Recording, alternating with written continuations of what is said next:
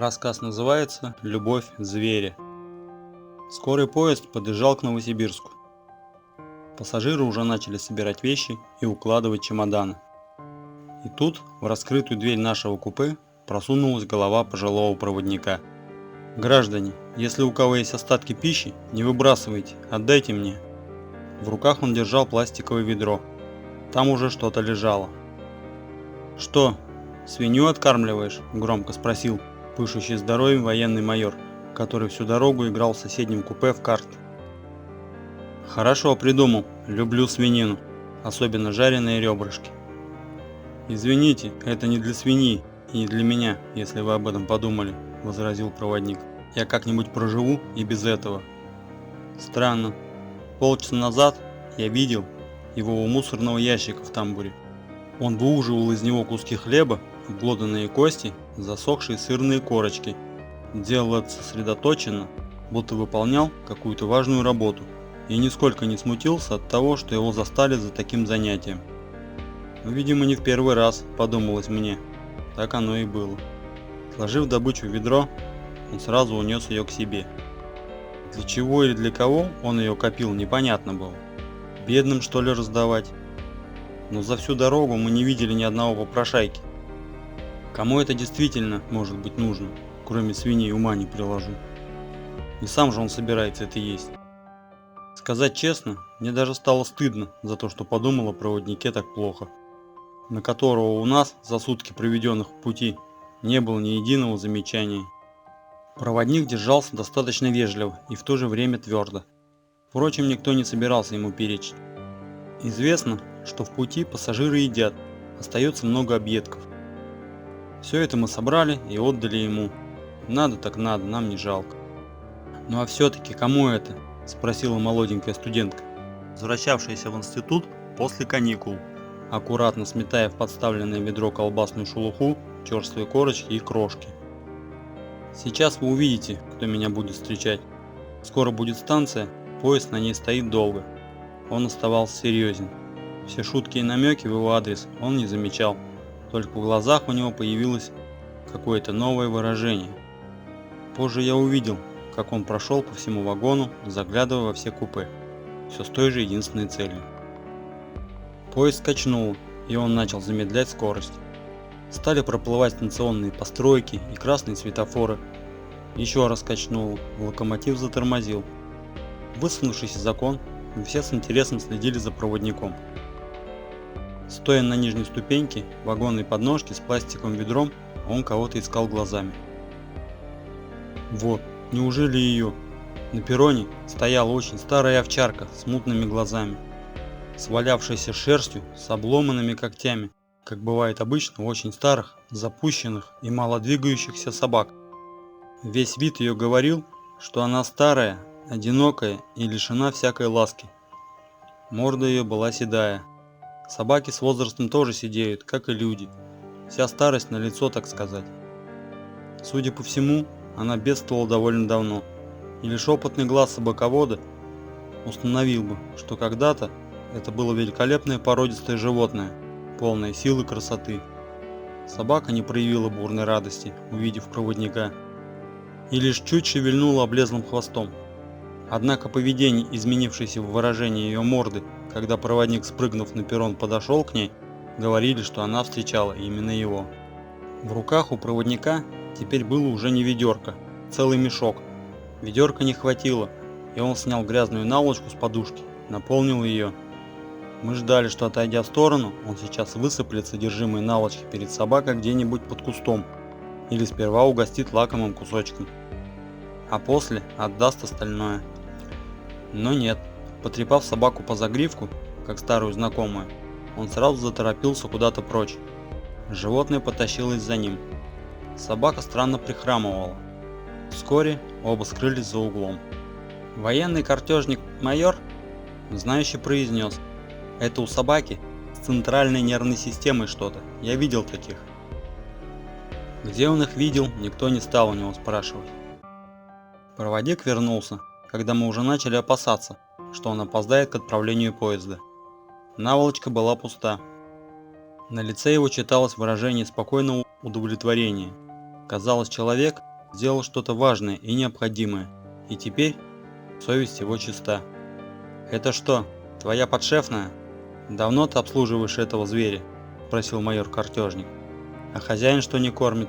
Со свойственной этой категории людей прямолинейностью и грубостью и обидной фамильярностью он, кажется, готов был подтрунивать над человеком в железнодорожной форме, у которого, видимо, не хватало своих дел, что он еще заботился о какой-то полудохлой беспризорной псине. «Чудило», — сказал майор. «Она же работать больше не сможет, не охранять, ничего, толку от нее ноль».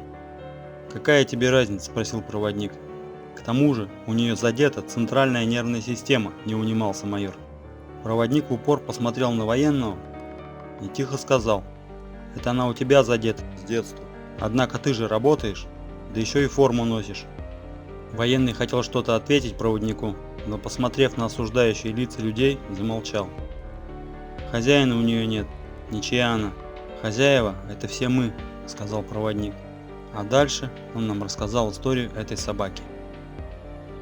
Когда-то овчарка принадлежала полковнику в отставке, ветерану Великой Отечественной войны. Человек одинокий и больной, он жил здесь, в селе рядом со станцией, доживая последние дни в обществе собаки. Пару лет назад его не стало. Хоронить его приехали дальние родственники и друзья-однополчане. В траурной процессии вместе с людьми шла за гробом и собака. Ее никто не отгонял, она плелась, опустив голову, словно чувствовала, что случилось что-то непоправимое в ее жизни. Вместе со всеми она присутствовала при погребении, видела, как, глухо стукнув, упали на крышку гроба первые пригорошни земли и вырос холмик над могилой, как поставили звезду, упоминающую о боевых годах и заслугах покойного. Сказана была прощальная речь, прогремел троекратный залп при погребении. Это был последний прощальный салют.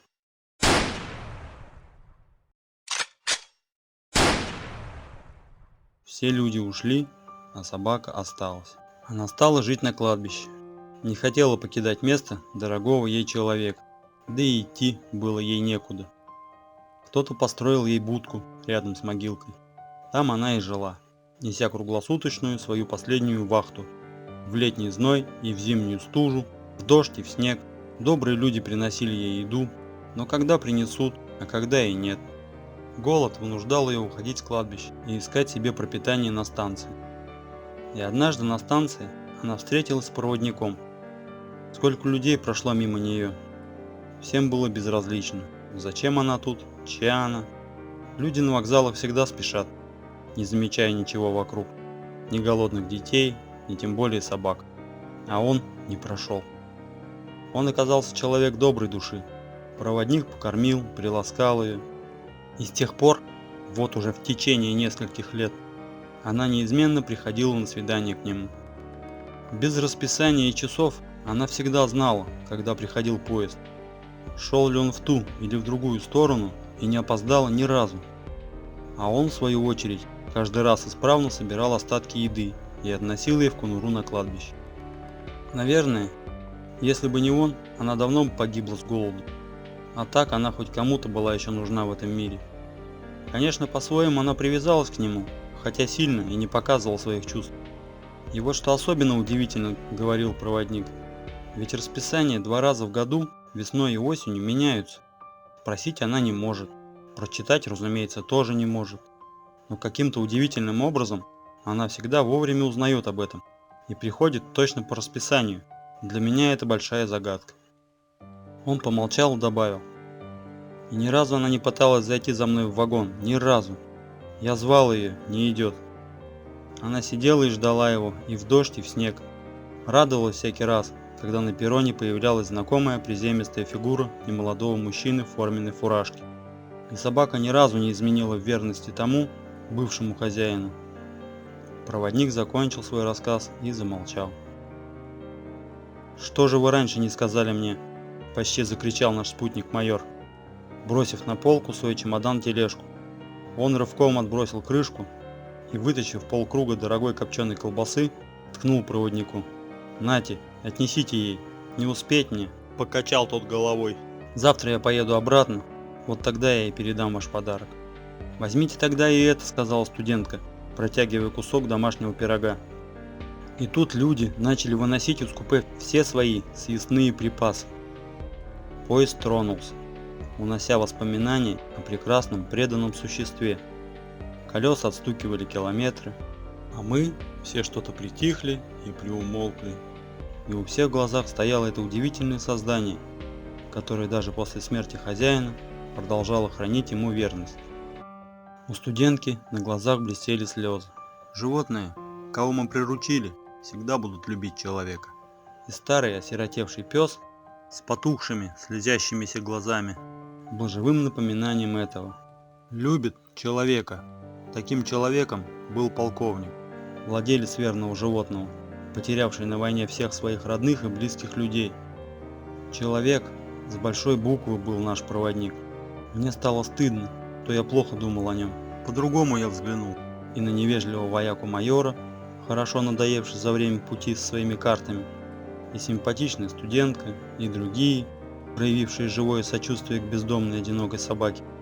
Потрясенные услышанным, мы продолжали молчать и думать каждый о своем. Я представлял, как пес укладывается в своей холодной продуваемой конуре и ждет. Чего? А может и не ждет. И только люди живут надеждой, разумом, расчетом. Животное, оно просто любит. И уж коль любит, то отдается этому без остатка. Такова его натура. Задумайтесь о тех, кто с вами рядом. Любите и уважайте близких и говорите им об этом.